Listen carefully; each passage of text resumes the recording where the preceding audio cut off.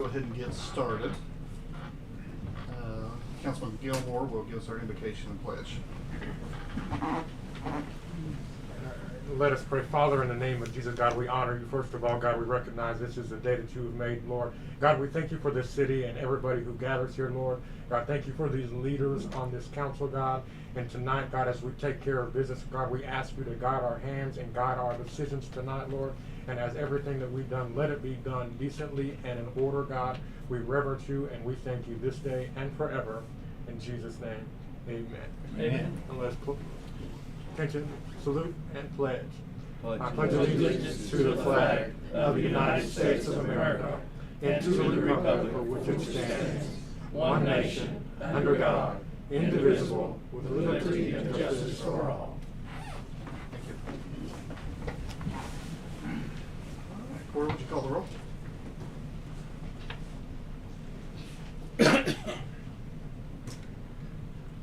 Councilor Gilmore, Here. Woodley. Here. Stone. Here.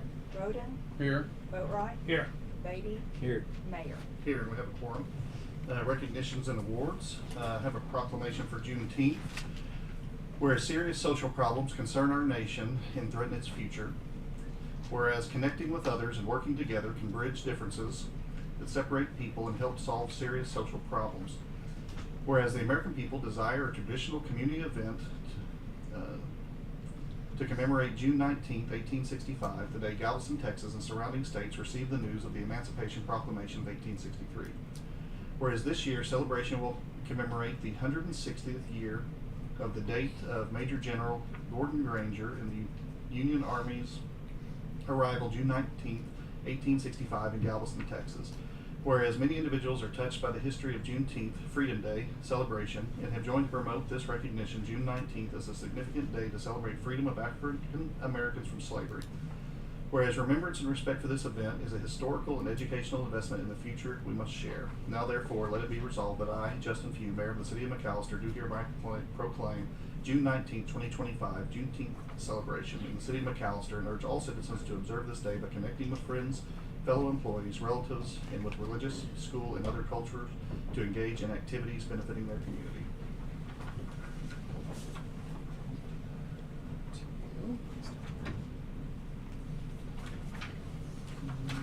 Sherry didn't make it. Is Karen here? Karen is here. She's, oh, there you are. I see. All right, up we have, you wanna stand up and be recognized? I didn't know we were doing this. Well, Surprise. we're gonna surprise you. We have a letter here on behalf of the Association of Public Treasurers of the United States and Canada, the APT US and C, are pleased to congratulate you on the successful certification of your Certified Public Financial Administrator designation. That is very hard to do. I am super proud of you guys. It's not Karakoy MD, it's Karakoy CPFA. That's right. We hear you. That's right. Do you want a picture? I mean, it's a small prize. Yeah, she's- Now, you're good? Let's wait for Sherry. Okay, and Sherry also received this there.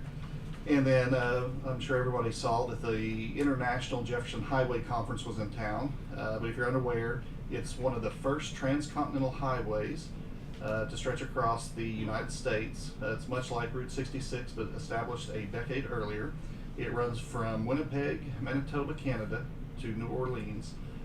Jefferson Highway has played a pivotal role in travel and tourism for more than 100 years. Today, the highway through Oklahoma is known as Highway 69, and the signs recognize that historic Jefferson Highway had been coming up along the route since October. Last week, we had 100 attendees from 13 states and Canada. It may be the first international conference McAllister's ever had, I don't know. Could be. But it's the only one that I know of that was international. Its recent accomplishments, history and tourism, McAllister received numerous compliments on the conference, as well as overall support from organization hospitality. During the Friday night banquet, McAllister City staff were awarded 3 different awards on their work on the conference in support of Jefferson Highway. Let's see, Economic Development Administrative Assistant Rebecca Kearns received a Jefferson Highway Award of Merit for her work in helping plan and organize the conference, including creating an overall conference guide, promotional materials, and welcome bags. Tourism manager Billy Sumner received a leadership award for all of his contributions to the conference, tourism, and most notably his outstanding, passionate leadership in advancing the Jefferson Highway. And the city of McAllister received the Outstanding City Award for promoting and preserving the history and heritage of the Jefferson Highway. This was given to the city because of the work done during the Military Vehicle Preservation Association's Jefferson Highway Convoy. Ooh, that's a mouthful. Last October, in their work helping getting the state signage passed through approval. Staff's outstanding work on putting together the conference because of the new pavement mural was placed at the intersection in North Main Street in West Stonewall in Old Town. This project was made available through funding from Thriving's Community Grant Program, which is a federal transportation technical assistance grant, and McAllister was the only community in Oklahoma selected. The grant was facilitated by Main Street America, and staff worked diligently not only with ODOT representatives, but from Project for Public Spaces to create this pavement mural, recognizing and promoting the Jefferson Highway, which is the first of its kind in Oklahoma. So this award is thanks to the hard work of multiple city staff, including Billy Sumner, Rebecca Kearns, Michael Allen, Patty Hobbs, and Jamie Clifton. So 3 awards at an international conference.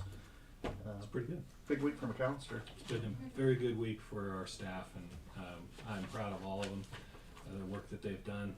Kara, Sherry, and you, that's amazing, and please pass on to Billy. I know they're tired and probably asleep right now, but thank them for us. Yeah, and we had Mike Allen and Jamie Clifton in the audience too.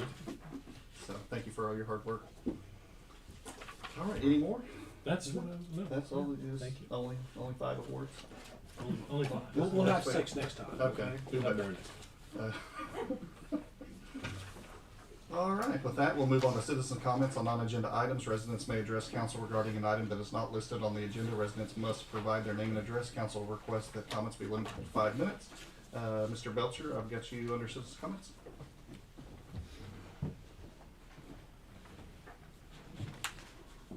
Steve Belcher, P.O. Box 1601, McAllister. When I was here, I think it was last month, I had 2 items I want to talk to you about. One I didn't get to. So the second item I wanted to talk to you tonight is a complaint that I received that I wanted to address. I want to take you back to March 12th of this year. We had all the news around the state was talking about the strong winds we were going to have and the fire danger we were going to have on Friday the 14th. So on that day, on Friday the 14th, there was a grass fire out at Canvas Road, which is almost to our Paler. And our fire department sent 2 grass units with 4 men out there to help fight that fire. And the way I understand it, we only had 8 men on duty that day. That left 4 men inside the city limits to fight any house fire or grass fire that came up that day. I think that was pretty risky to put the citizens in jeopardy like that. My understanding is there was nobody called back in to help cover and man the stations. I know for a fact that it shut down some ambulances and it relied on other ambulance service, private ambulance services. Anytime you do that, you run into sometimes a long amount of time before that private ambulance service gets to that call, so that puts also the citizens in jeopardy. So I just wanted to make that complaint. I haven't verified it yet, but I will, and if I'm wrong, I'll correct you. I'll send everybody an email and correct you on that. Thank you. Thank you. Mr. Bill?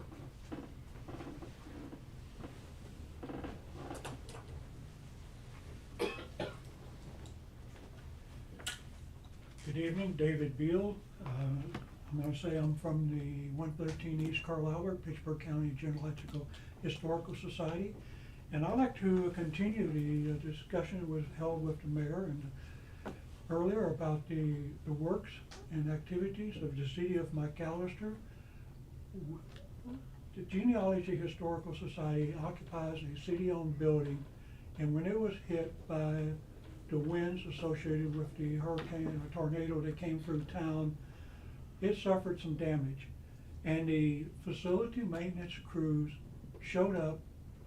Of course, Dave showed up first, then Tom, and then the city maintenance crews showed up, and that was boarded up within a few hours to protect the resources that we maintain on the second floor of the society. I have with me the entire board of the Fitchburg County Jim Eichert Society, and we'd like to say thank you on behalf of our organization. And I'm gonna take a moment to kind of introduce them real quick. Christina Ferber, a board member at Genealogy Historical Society. You'll also find her with Daughters of American Revolution and with the Reeves Across America project that you see in the cemeteries each fall. Adeline Wisenhunt, most all of you know because she's been recently appointed to the Tourism Board, and she was very active in past months on the Jefferson Highway project, plus many other activities at the Genealogy Society. Melinda Dobson, she's on the C.F. McAllister Cemetery Board. Julie Wolf is associated with the Rainbow Girls and very active with McAllister High School Band. Jim Young. Jim is a beekeeper, active in the Beekeepers Association. I know that Justin knows Jim through that. And he's also active in the Farmer Market Program. Paige is active in PAWS. So we're all volunteers in multiple facets in the community, and we all would like to say thank you for all of the assistance you have provided for this event and the other events that have happened this year, like the near record snowfall in January and the flooding rains we've had and previous wind outbreaks. Thank you for your response from us and from the community. Good day. Thank you. Is anybody that wasn't signed up? All right, with that, we'll move on to the consent agenda. All matters listed on the consent agenda are considered to be routine by the city council and shall be enacted by one motion. There will not be separate discussion of these items. If discussion is desired, that item will be removed from the consent agenda and will be considered separately. Anybody like anything removed? Jay? Okay, anybody else? All right, we have a motion to approve items A through I and K. Just K. Motion, Counselor Beatty, second Counselor Gilmore. Cora, would you call the roll? Vice Mayor Beatty, Yes. Counselor Gilmore, Yes. Woodley. Yes. Stone, Yes. Roden, Yes. Boatright, Yes. Mayor. Yes, and the motion carries. All right, Counselor Boatright? Question on Jay. We're paying a large amount of money for a parking lot that we own. We don't know.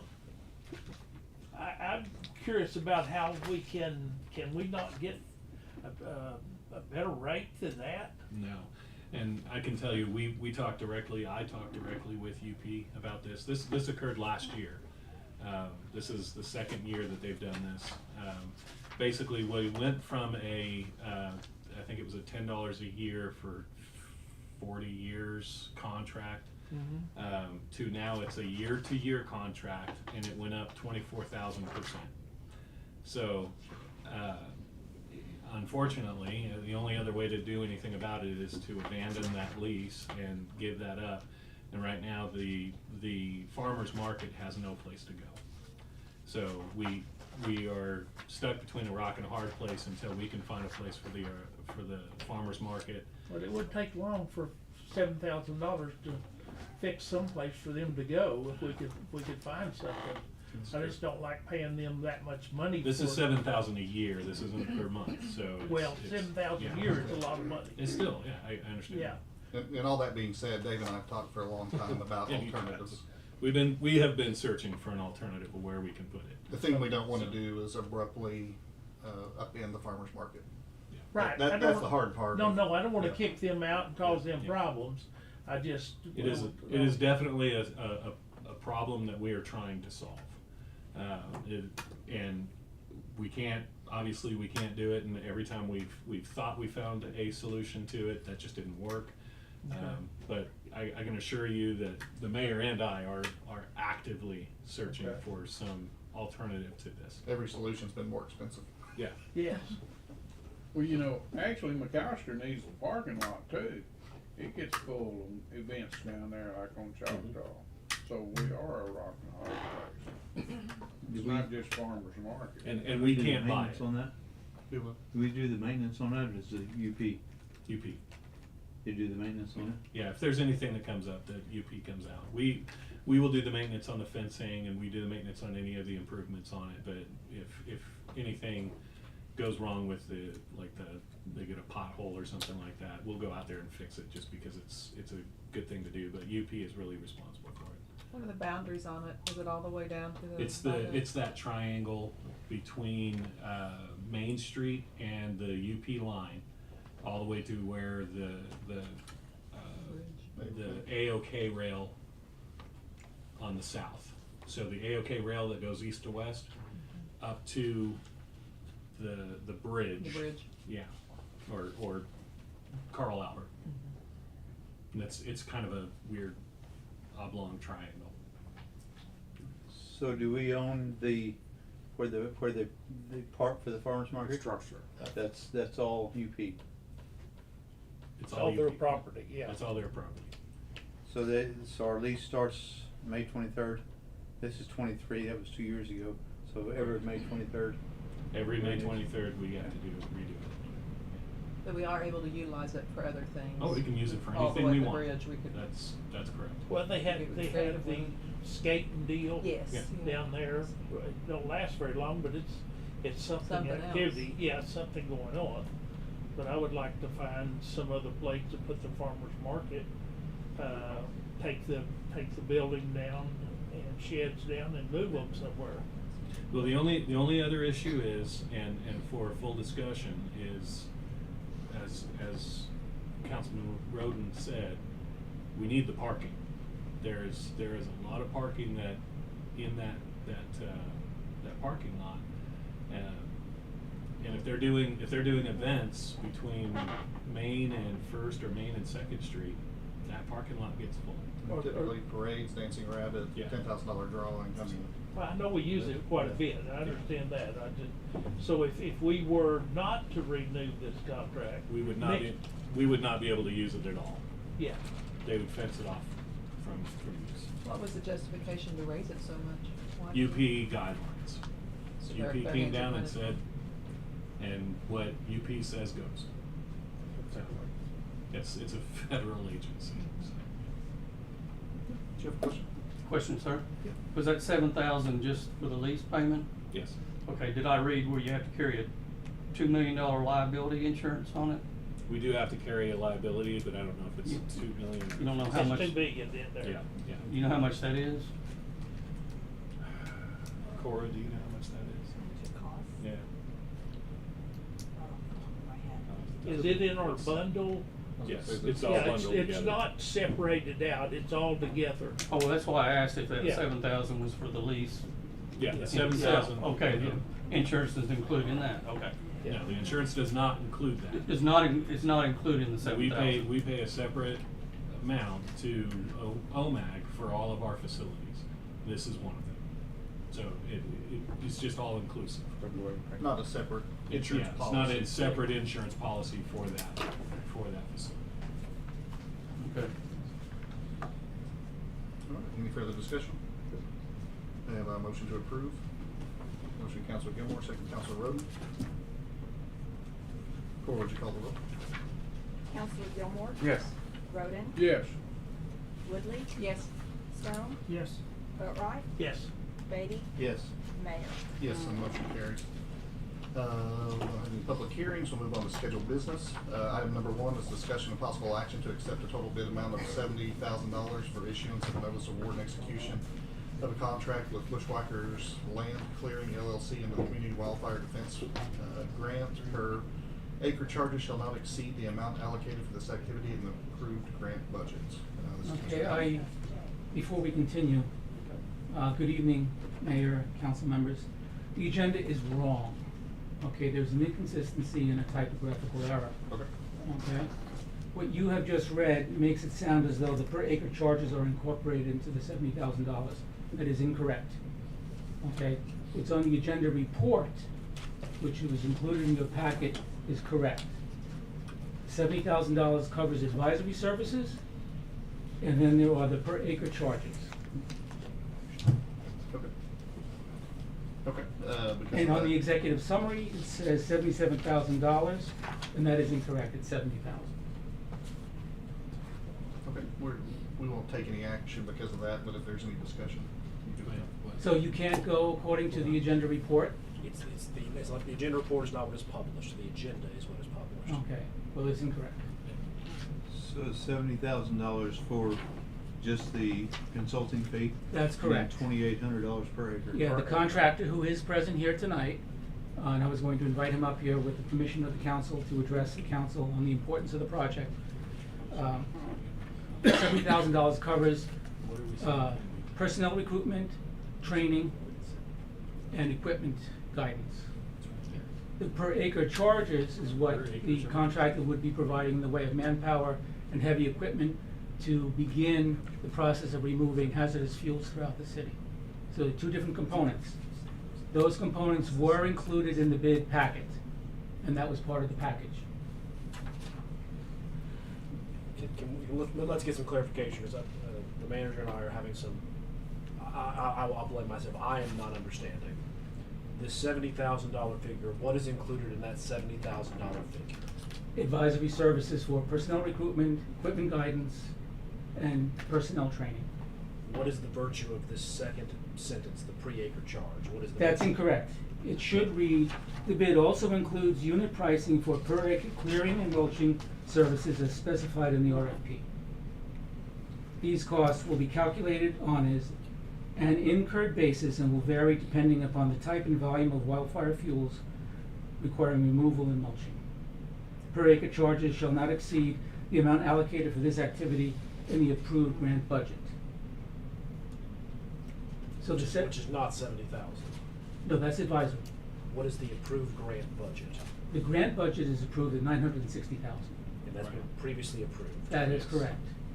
So explain to me the error in this, because it seems like the first sentence is correct. Everything up to everything before the Community Wildlife Defense Grant, that is correct. That is correct. So, But per acre charges shall not exceed, that is not incorporated into the 70. Okay. That's part of the ninth. okay, Okay.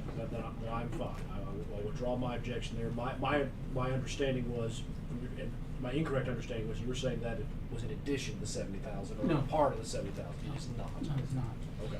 Okay, and then in the executive summary, it reads 77,000, and that is incorrect. That's a typo. Okay, perfect, so we can't take action, Yes, just to clear that yes, up. sir. We can- Okay. What is the per acre? What is the cap on the per acre? There are different rates. You can ask Mr., I didn't put the per rates there. It's in the packet. The 2,800 and 30. Yeah, 5,000. okay. And so a good portion of the 960,000 is going to go to that work. The acreage. That's correct. So we have a consulting fee basically, and then we That's have correct. physical labor. So- Because part of the grant application, which was approved and which we must adhere to, includes standing up a separate unit within the city for our own fire mitigation team. And that's where Mr. Arthur and his crew come in handy in terms of training, personnel recruitment, and equipment guidance. Okay. Any further questions for Mr. Allen before we invite him up? Where's all this gonna happen? Are we clearing places in the city? Part of what they're gonna tell us. Okay, I'll wait on that. Okay, so it's recommended that we authorize not we, that you authorize the mayor to sign the contract and retain Bushwhackers LLC. Now, I should point out, and this is very important, we are a year behind in completing this project, all right?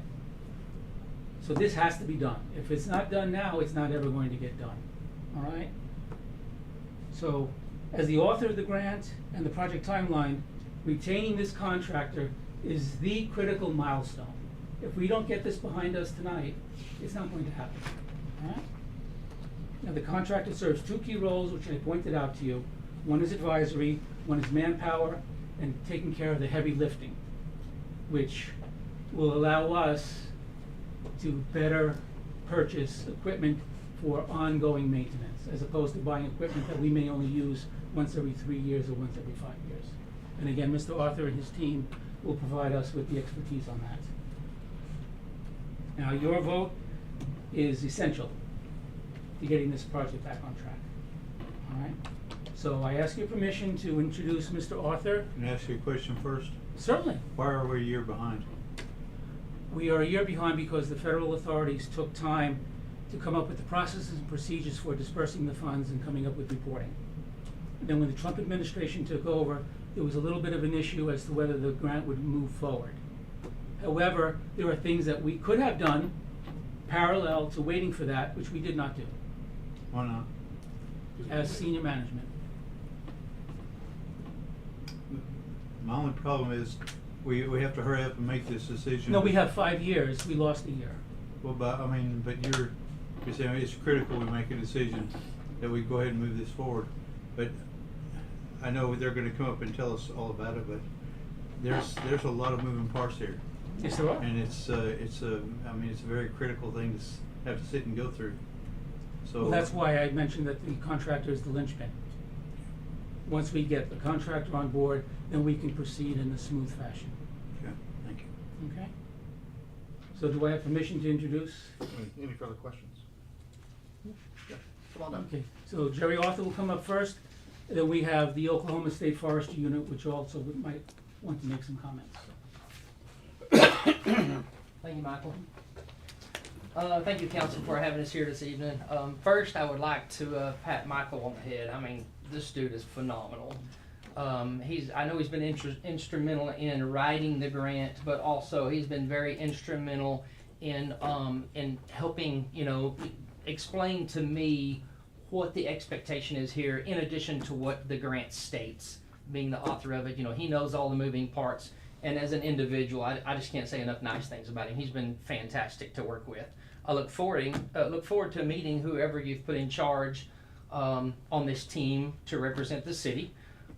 We look forward to having our management team demonstrate what our capabilities and our knowledge can convey to the city, and transfer that over to your working parts. As he said, it's our job to advise how to hire employees to do this job, how to train them, what equipment you guys need, help advise on what areas within the city need the fire mitigation, and then also, as Michael stated, we have the equipment to do the heavy lifting. We can come in and do the heaviest, the most difficult parts of clearing throughout the city, and then we're hoping that by the time our time has ended, we've helped you hire some people and buy the right equipment to simply maintain it and do the easier parts of it.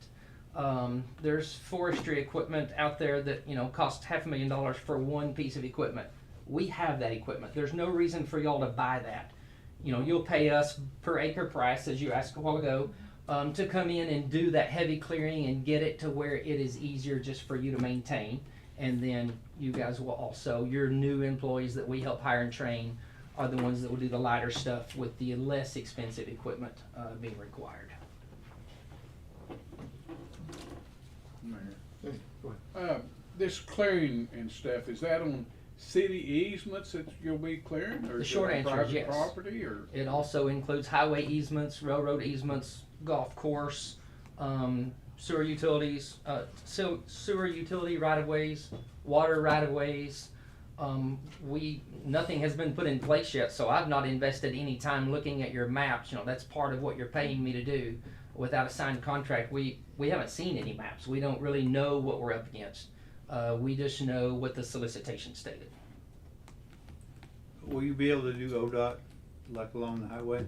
Can you restate your question? So, there's a lot of areas along the highway, the 69, along the frontage roads, that are just really growing up, really looking bad. There's a difference, and I'm sorry. Sure. There's a difference between what they're going to be responsible for and standard brush hogging, which is what ODOT is responsible to do. The maintenance of those the highways, that's ODOT, and they're responsible to do it. We call them, and they finally send some folks out there, and they get it done. What he's doing is not that. He's going to be taking care of overgrown where trees are now starting to grow in, where when I say brush, I mean 7-8 foot tall brush that you just can't walk through. This is going to be the responsibility of the contractor to identify those locations and help us clear them out so that we can maintain them. That is part of the, here in town is what you're Yes. talking about, anything in our city limits. Yes, and also areas that we own. Okay. So if we've got some areas out that we need to clear out for the water treatment plant, or I know the original plan was to clear out the easements to the plant, so. If I might address. Sure. Part of the application, there should be a project board. This is an interdepartmental project. So you have parks, you have public works, you have utilities, and you have the fire department. Along with Mr. Arthur, they will sit down with the GPS expert that we have on staff to decide which areas are the priority areas. So it'll include all the directors in the fire department as well as Mr. Arthur to determine how to proceed, how much time it will take, and what can be moved forward in terms of just maintenance. Awesome. Okay. Make our city look better. And in the end, the city is going to own their own equipment that was funded by this grant. You'll have your own employees that we help locate, hire, and train on your behalf. So when we leave here, you'll have all of the knowledge and the working parts to do what we've been doing long term. We're just gonna come in and start the fire, if you'll forgive the pun. And this is additional staff that would be paid from the grant, additional salary. So we won't be using our current crews, or we'll add That's to our correct. crews. That's correct. Any other questions? Do you have any questions for the Forestry Service? Me or y'all? Yep, I'm asking. Thank you. Do you want to say anything? Really don't have a whole lot to add. My name is Andy James. I'm Fire Management Chief for Oklahoma Forestry Services, and just a little of our involvement as an agency, because we're an opt-in state. We're the administrators of this grant, and as you can imagine, the Forest Service, with a lot of pressure from the administration, is really looking hard at funds that are not flowing out the door.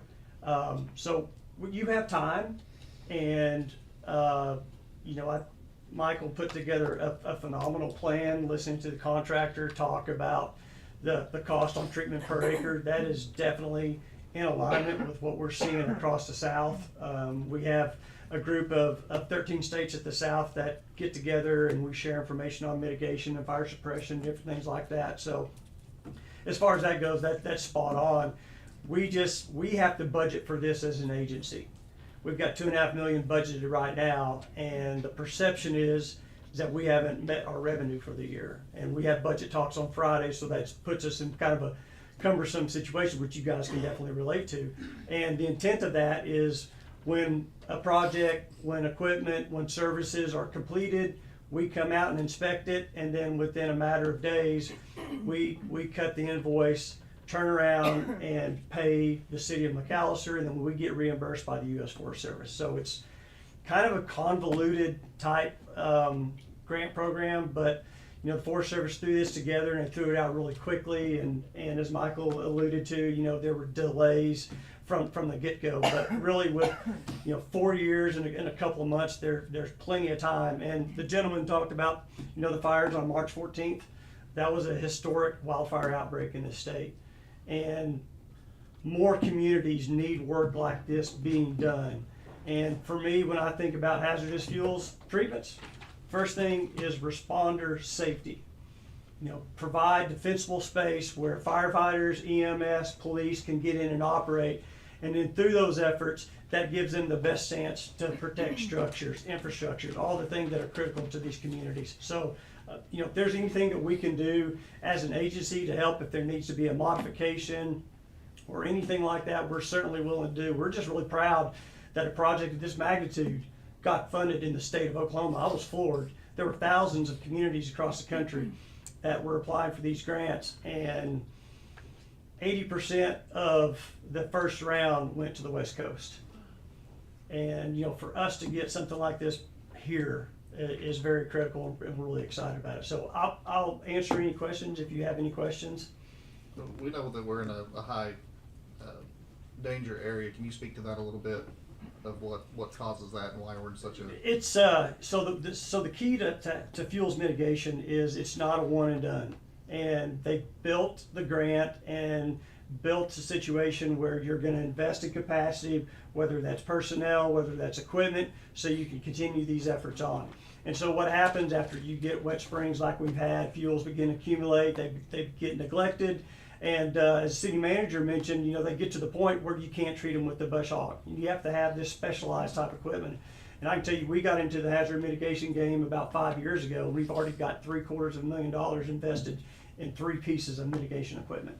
So to have a vendor that can come in, turnkey, and you know, not only complete the work, but to help train the future workforce, that's critical. And I met the vendor for the first time tonight. I couldn't even tell you where he's from, but I can read enough between the lines to see that he knows what he's doing. He's got a really good operation, and you know, has equipment and personnel to complete it. Any questions? All right, thank you. Okay, thank you. Mr. Belcher, did you have a question? Yes, I did. Excuse me, but if I was sitting on the council, I think I would ask why there's a difference between a $70,000 bid and an $800,000 bid. It kind of made me wonder if there was somebody didn't understand the bidding process right. I mean, that's a big difference.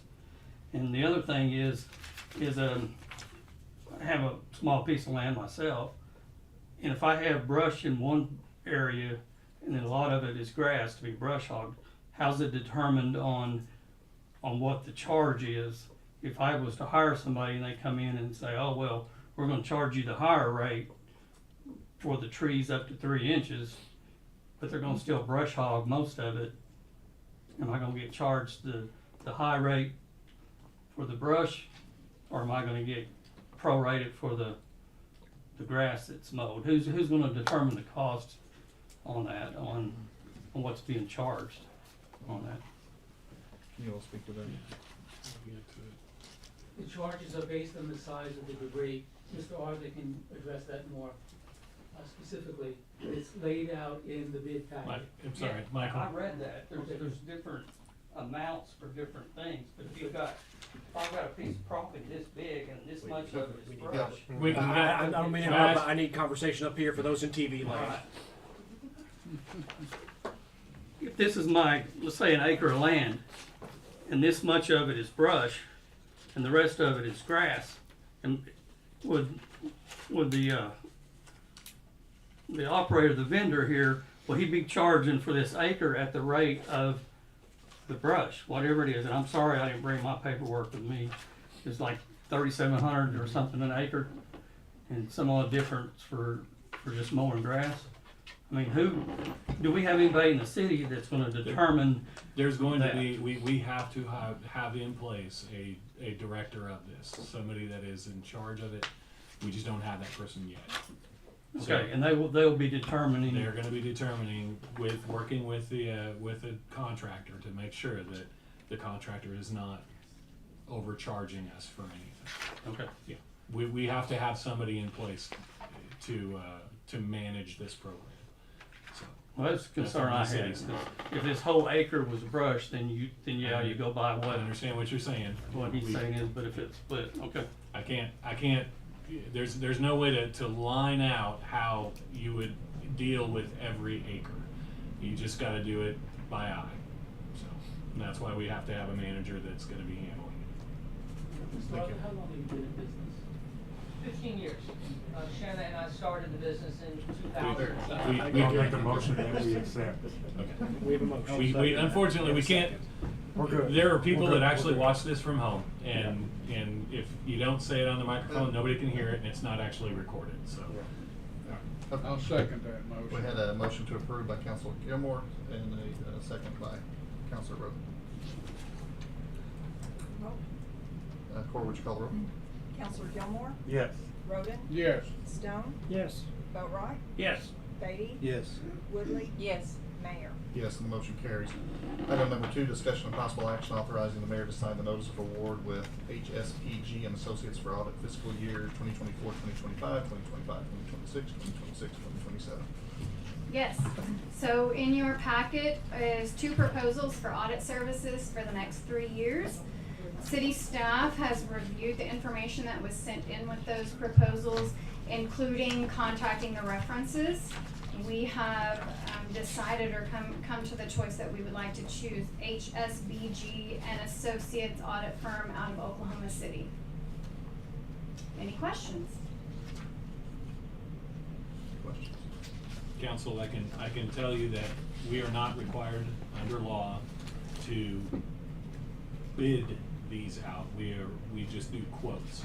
This is a professional service versus a contractual work. So we do go out, we make she does a good job of creating an RFP for this. We do actually go out, we get quotes just to get the like and kind services, and we get responses based on that. And the choice was made for a company that has shown a proven record of municipal work. So. Will this be a replacement for the company that didn't have the one finished in time? Is that a different? They did not submit a quote. Right. Their time was up. Their time was up. Yes, we And, did. yeah. Our agreement with them was 3 years. They've done their 3 years. They did not submit a proposal. So yes, it is replacing them, but their 3 years was up. I just want to make sure. We do it on a 3-year term, auto renewable annually. Right.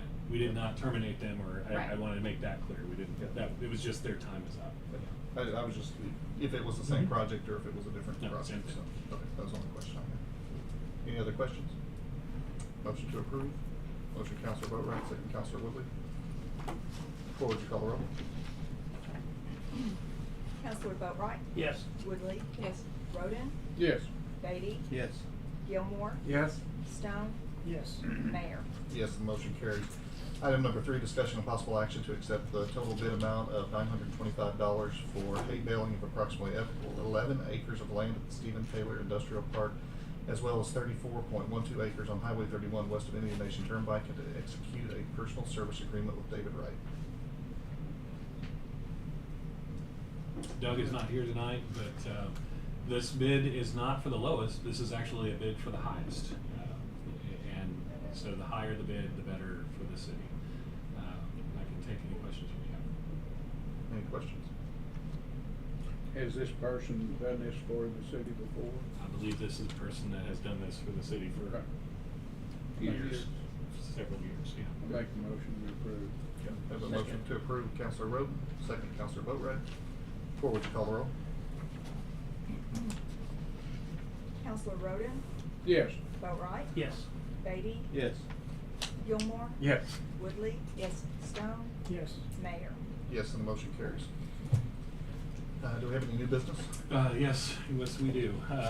And for the first time in my history of municipal work, I can say, unfortunately, we do have new business that is going to require us to go into an executive session. And do you want to give us that? Go ahead. Honorable Mayor, members of the council, pursuant to 25 OS 311, the city council may consider new business which was not known or could not reasonably been foreseen at the time of posting of this agenda. This new business that we will discuss came to our attention at approximately 10 o'clock this morning. As such, city attorney recommends that we convene an executive session as authorized by 25 OS 307B4 to receive confidential communication regarding a pending lawsuit and take appropriate action in open session.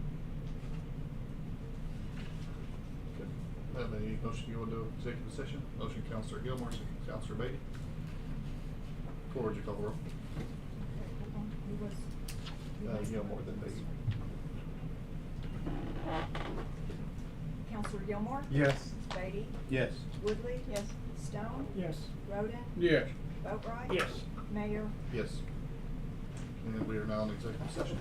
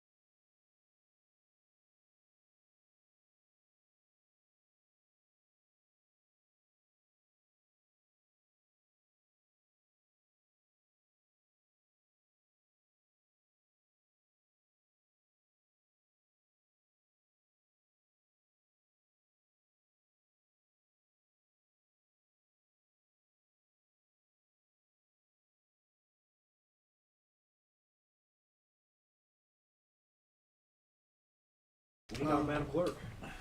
Oh, No one's here to Where's take she the at? minutes.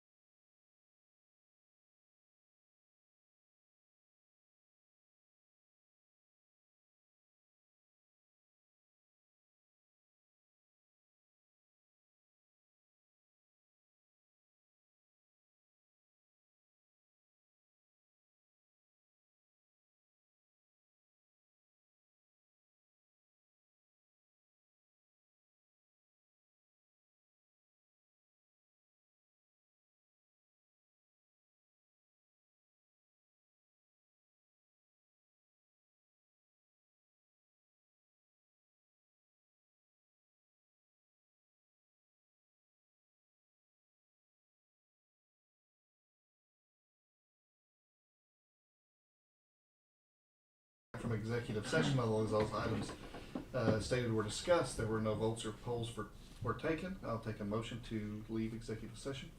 Motion, Councilor Gilmore, second, Councilor Beatty. No, we don't have a motion to leave? Oh, okay, never mind. Okay, we're out of executive session. That was right. Too many votes.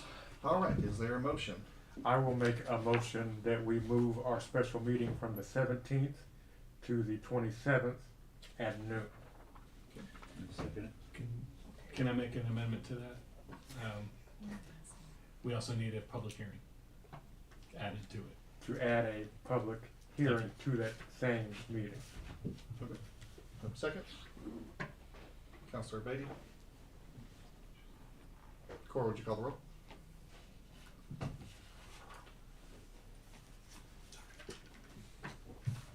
Counselor Gilmore, Yes.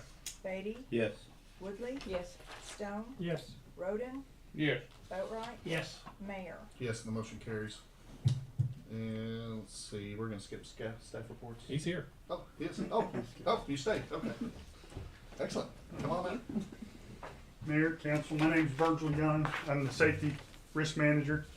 A whole department of one, if you're looking on paper, but I can't accomplish my job without every city employee, both in the field and in City Hall and every city facility.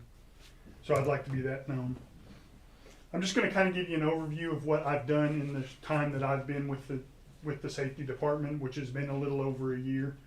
The first thing we had to do, we had to kind of heal some wounds that were created through COVID and some other issues.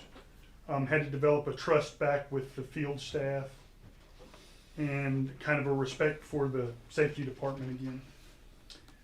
That's been an ongoing process. I feel that it's done well. I do want to say Saturday morning the call went out to city employees at 7:30 to rally and get here to get some roads clean and to help the citizens of this city. And they were here without question. They were very loyal. They did it safely. We had no injuries during the emergency cleanup as far as city employees go. My philosophy with the safety department is based on behavior. Most safeties, you have your policies, procedures, your OSHA guidelines are all things you need to use. But you also need to be an observer of people's behavior. I do that by doing what they call crew checks. I do approximately 5 to 10 crew checks a week on the crews throughout the city. I've done about 280 in the first 6 months of this year. And by doing that, I'm on site with them. I can positively reinforce the proper behavior, the wearing of the PPE, the following the procedures on digging holes properly, having evacuations out of them. I can on the spot correct them. An open communication. I've also, as Dave can tell you, I have gone out, I've mowed the cemetery, I've dug holes, I've repaired water lines. That was part of my way of getting the respect of the field staff. so that when they do have a mistake or they do have an accident, they respect me enough and respect the policy of this city and this administration to call me so I can go do what has to be done. I'm going to give you a quick overview of some numbers. 2024, we had 27 line strikes, which basically involves a contractor or city employees are digging to make repairs and they strike an underground utility. 11 of those were by city employees, 6 at fault, which means it was properly marked and everything was done right and they just hit the line. And 5 no at faults, or 6 no faults. 2025, now we're only halfway through the year, but by the same amount, we've had 5 line strikes total. 4 by city employees, 1 by a contractor. The 2 of the ones by the city were mismarked by other agencies and caused to have the line strike. 2 were at fault. Dealt with and handled. I also investigate all tort claims. I'm the beginning step of the process for tort claims against the city. So I go to the citizen's house or business or property, gather the facts, convene a report, get it to the clerk, and that's the step there. I also investigate all accidents involving city vehicles and damage to city equipment, which a couple of numbers on that. We had 34 accidents last year or damages to equipment. This year we've dropped to 16. Now we're halfway through the year, but I also want to reiterate, part of those numbers include our police officers and our firefighters responding to criminal activity and or high-speed chases and cars have been damaged in the protection of the citizens of our community. So sometimes the numbers are a little more inflated than they appear to be. So like I said earlier, I'm a one-man show, but I'm not. I rely on everybody that's within this city to do what they're supposed to do. And for the most part, we have loyal and trustworthy citizens and employees.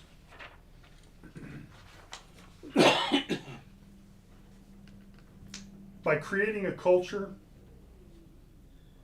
that involves everybody in the safety process, it creates accountability, and they feel they have a responsibility and they own a piece of the system.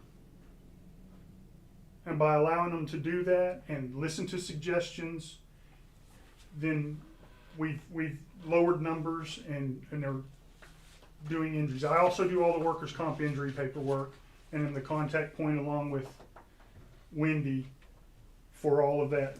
Injuries are down, and that's because they feel they have a piece of the pie to say they have an accountability. We lost the safety incentive a couple of years ago, but we've done other things. Just attaboys and public okays and good jobs goes a long way with these guys, and that's what I've started to do in creating that environment. So as I said, we're trending in the right direction. Numbers are decreasing. Therefore, monetarily wise, we're putting out less money for injuries, damages. I'm also responsible for billing private contractors that damage our underground utilities.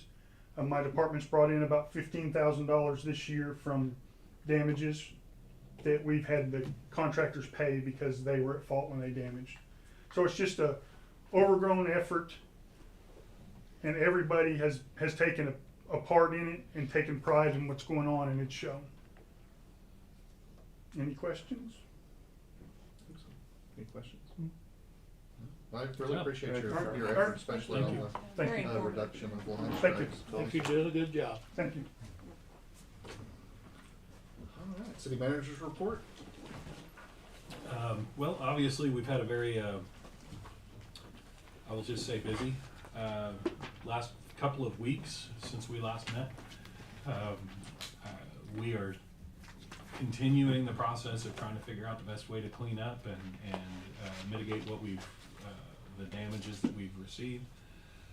We are working actively with those business owners that lost their buildings or have significant amount of damage to those buildings. I know Jamie and her crew are actively engaged with them on how they can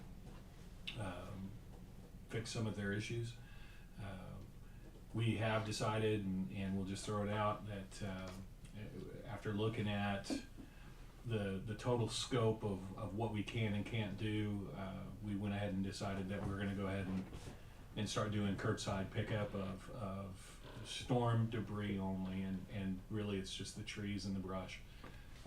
We'll do that by wards, and we're going to start that on the 23rd. We need to give people time to get all of their stuff out. But that is our intention. With the sheriff's department. And the sheriff's department has agreed to help us out with giving us some trustees to be able to do some loading. So in the past they had not been so willing to help us with that, but this time around they've stepped forward or stepped up, and Sheriff McClendon has assured me that we can have access to those. So Doug Basinger from the Community Services Parks is going to lead that effort, and he's going to have his crews making sure that all gets done. Like I said, we'll do it by wards first, and what we really need is for people to just start bringing their brush out.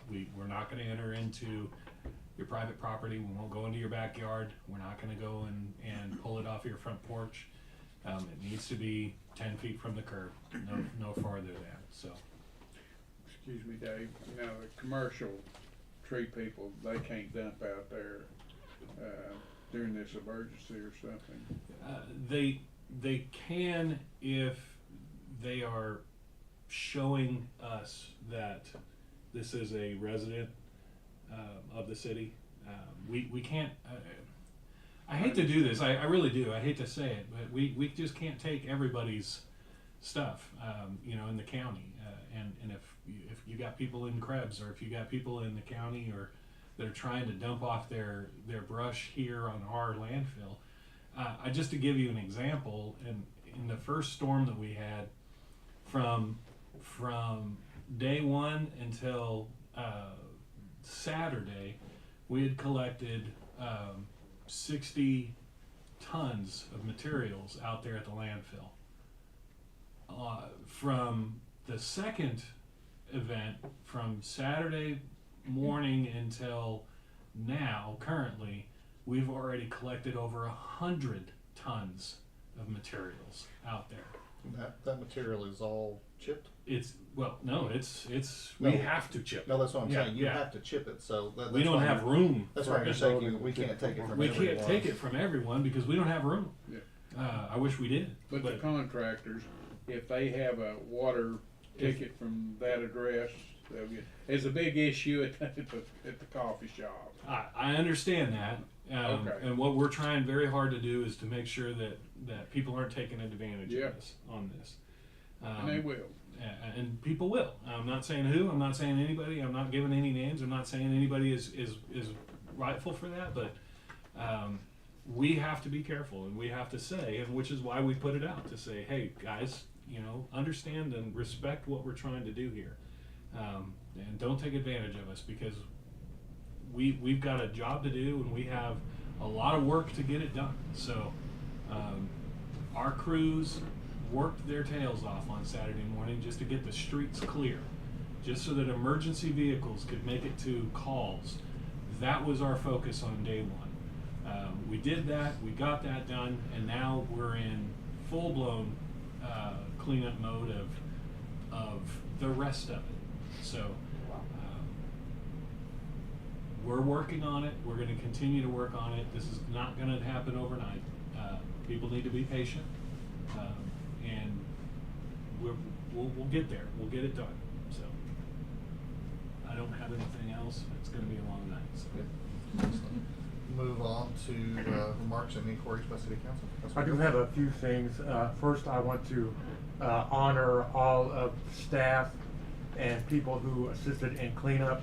I've seen plumbers, electricians, and tree servicemen all give their services for free, no charge.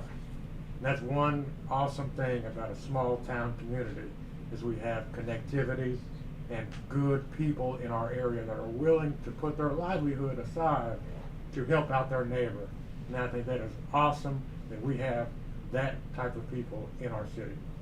The second thing, Juneteenth is coming up, as we read the proclamation earlier. Juneteenth will be celebrated on the 19th at 6 p.m. at Hunter Park. Several things are going to be going on that evening, so join us on that beginning at 6 p.m. And another thing I would like to say is, we in this city have special people, as I said, and there is a place for everybody in our city. We all have our own way of operation, and we all have our way of doing things. But I would like to share something, and for those watching online, I do realize that this is not a pulpit, but I'm a pastor. So I want to share a little bit of scripture as I close from 1 Corinthians 12. It says, "For as one body has been formed, but it has many members, this is one body. For we have all been baptized in one Spirit, whether Jew or Greek, Gentile, free or slave, we have been made into one Spirit."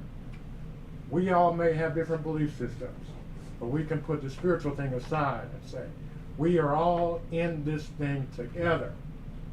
There's been a lot of negativity in our city on social media, and I want to encourage everybody, but the world is ugly enough as it is. It don't need any help being uglier.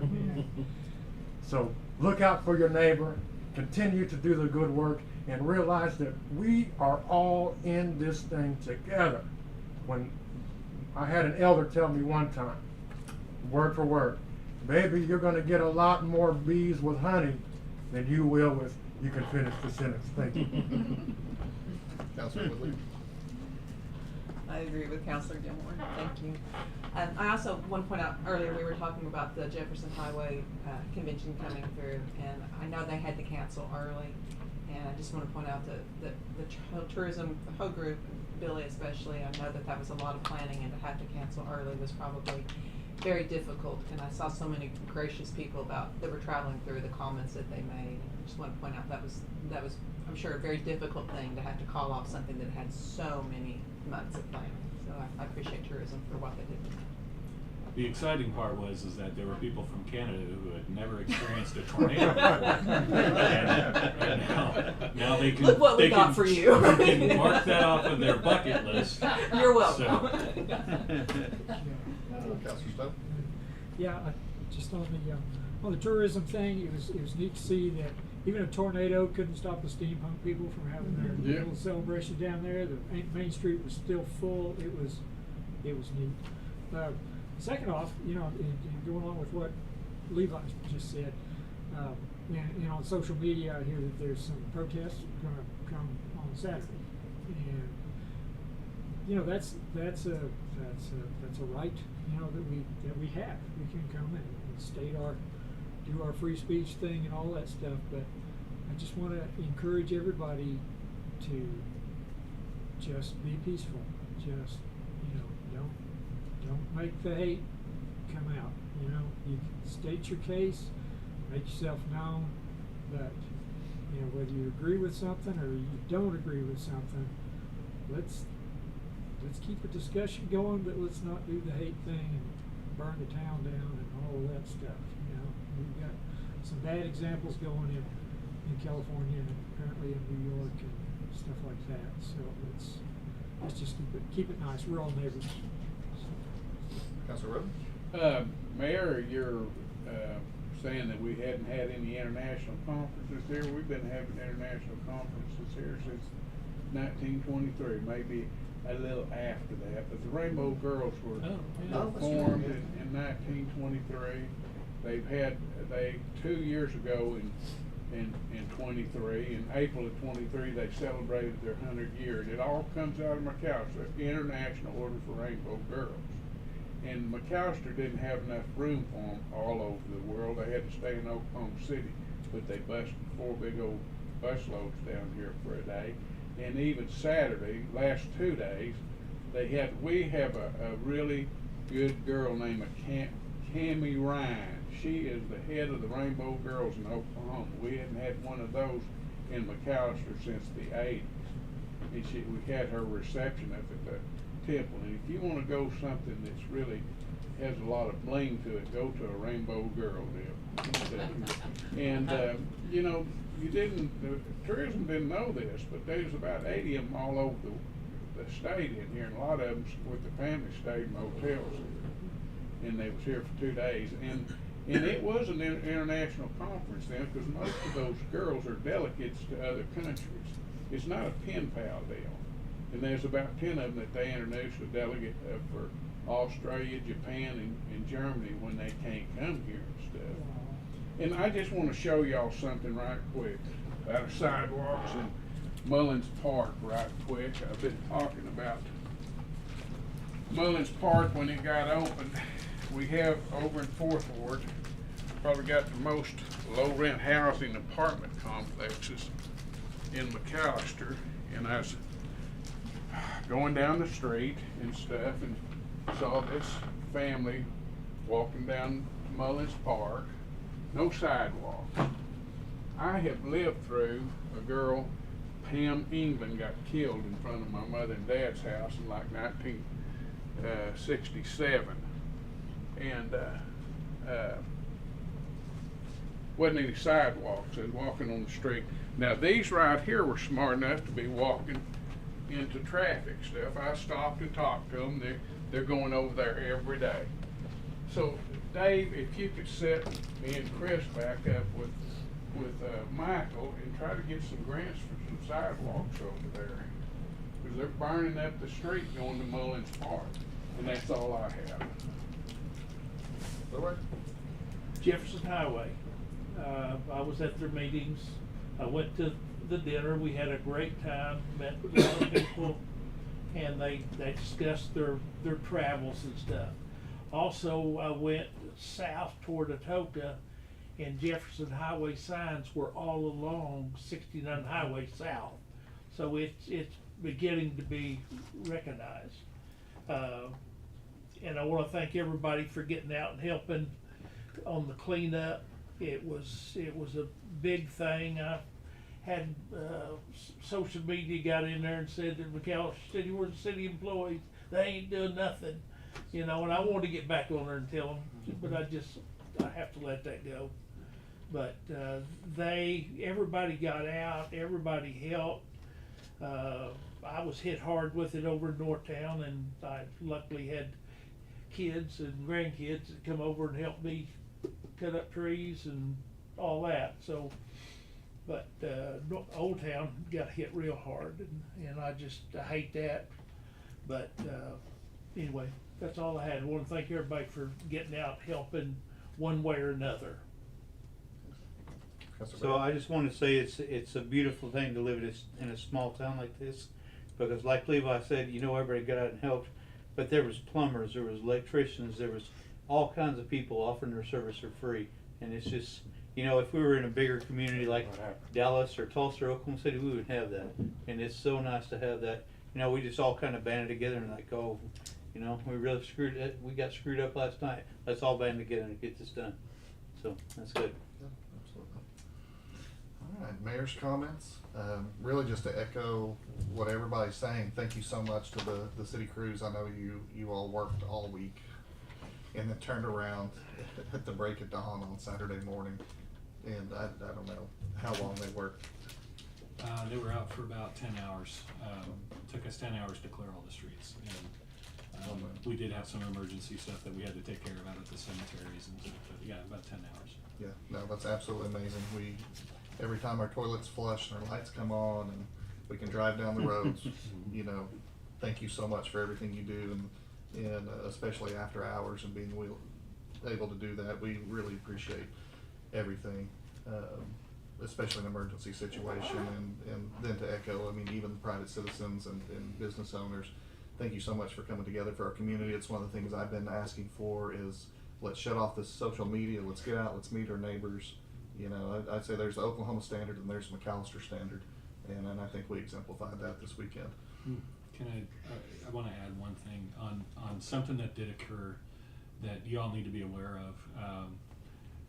We had a power outage, which included the water treatment plant and the the lake. So we had no power to get water into this city at all. Luckily, the city crews that are now in charge of that water treatment plant have been maintaining those generators to an exacting standard. The generators fired up first time. They were able to pull the portable generator out to the lake, fired up first time, and we had power within the hour. We never lost water to this city. So that is a testament to local control taking back over our systems from that contractor. So I publicly to the water department, if they ever watch this, they did an amazing job. You will never know what they did. You'll never hear it until I tell you right now, but you wouldn't have known. You wouldn't have seen it. You wouldn't have had a clue that was going on. But those guys stepped up, and they were there until power was restored. They were there actually all weekend. So dealing with parameters. So the water crews were on top of it, and they persevered and made it happen. So had a water crew on the back, the water treatment plant guys. So. Absolutely. Did we have any or injuries reported? Well, from the storm directly? From the storm directly, no. I don't know if I can, Chief, can I talk about that? I assume it's out in the media. It's all public. Okay. Yeah. It is public. So we did have a fatality during the cleanup. And it was a gentleman in Northtown. Mike Wigington. Mike, say it again. Mike Wigington. Mike Wigington. He's one of the owners of one of the shops up there. They were involved with trying to clean up, and unfortunately he succumbed to a heart attack. So, our heart goes out to the family, to Northtown. That is going to be a major loss to them up there. I know he and his wife were a big part of what makes Northtown. So, but yeah, that was the one. The one. So, thank you. And unfortunately, I've had to make 2 emergency declarations. I don't know how many days apart. It feels like a week apart. Yep, it does feel like a week. And all that. Thanks again to Billy and all the tourism crew. It was a really great event. One of the gentlemen that I got to meet at Jefferson Highway, he shook my hand and said, "I'm an ex-mayor," and I was like, "Oh, hey, nice to meet you. How interesting." And he goes, "You know why I'm smiling? Because I said I'm an ex-mayor." There you go. Oh, that was a good one. We talked about our cleanup and some of the things there. Juneteenth coming up. Dancing Rabbits, you have a layout. Everything's good there. So yeah, they're gonna depending on what happens with the building, they may have to swap their direction if that building doesn't get secured up with fencing. And right now, Choctaw is still closed down until the building. And I don't even know what you would call that building. We used to house Lance's, Catholic Charities. Yeah, Catholic Charities and Lance's Barbershop used to be in there. But until they shore up the front of that, we just can't have people out there. That can come down at any time. So I know that they are actively working on bringing it down permanently. So. But we do have a plan in place, don't think. Yeah. Dancing Rabbit. I was I was on the phone multiple times today with the organizers of Dancing Rabbit to make sure. Yeah, please come out. Yeah, we please come out. We are making it work. Enjoy it. All that, and I think that's the bulk of everything I have. We'll now recess the council meeting, convene as McAllister Airport Authority. Motion to include approval of minutes from the May 27, 2025 regular meeting of the McAllister Airport Authority and confirm action taken on City Council Agenda Item C and adjourn. Motion, Councilor Gilmore, second Councilor Beatty. Cora, would you call the roll? Counselor Gilmore? Yes. Beatty? Yes. Roden? Yes. Boatright? Yes. Woodley? Yes. Stone? Yes. Mayor. Yes, the motion carries. Now convene as the McAllister Public Works Authority. I'll take a motion to approve the minutes for the May 27th, 2025 regular meeting of the McAllister Public Works Authority. Confirm action taken on City Council Agenda Item C and adjourn. Motion, Councilor Gilmore, second Councilor Boatright. Cora, would you call the roll? Counselor Gilmore? Yes. Boatright? Yes. Woodley? Yes. Stone? Yes. Roden? Yes. Beatty? Yes. Mayor. Yes, the motion carries. Now convene as the McAllister Economic Development Authority. Motion for approval of minutes from the May 21st, 2025 special meeting of McAllister Economic Development Authority. Approval of minutes from May 27, 2025 regular meeting of the McAllister Airport Authority. Confirm action taken on City Council Agenda Item C and adjourn. Motion, Councilor Boatright, second Councilor Stone. Cora, would you call the roll? Counselor Boatright? Yes. Stone? Yes. Woodley? Yes. Roden? Yes. Beatty? Yes. Gilmore? Yes. Mayor. Yes, and the motion carries. Now move on to an additional executive session. Recess into executive session in compliance to, You can do both. Mayor. yeah, we can do both at the same time. Executive session in compliance with Title 27, Section 307. Motion is to recess for the regular meeting, executive session, let's see, negotiations concerning employees and representatives of the employee group, specifically Fraternal Order of Police, FY 2026 contract, and the International Firefighters. We're not doing the IIFA. Oh, we're not doing the firefighters, just the FOP.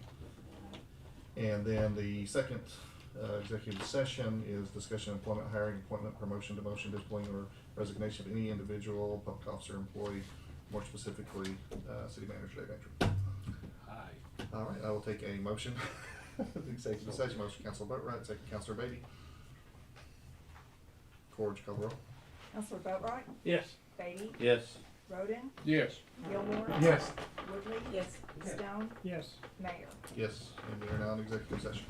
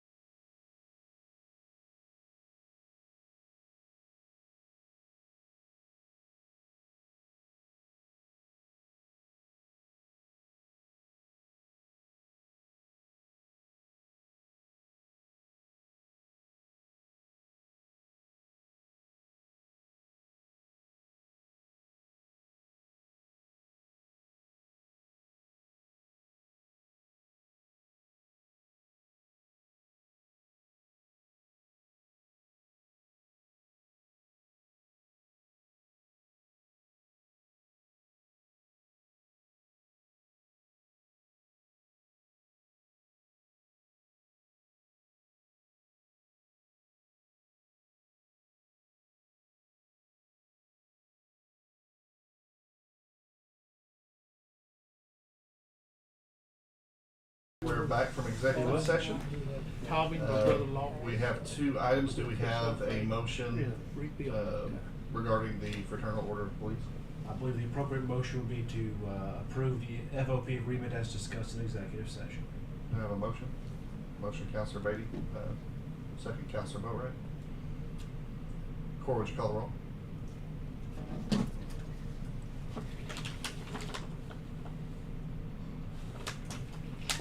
Vice Mayor Beatty? Yes. Counselor Boatright? Yes. Gilmore? Yes. Woodley? Yes. Stone? Yes. Roden? Sorry. Mayor? Yes, the motion carries. Item number 2, do we have any motion on discussion for the employment, et cetera, of the city manager? At this time, I believe no action is required. Okay. If there's no motion, then we will reconvene the council meeting and we are adjourned.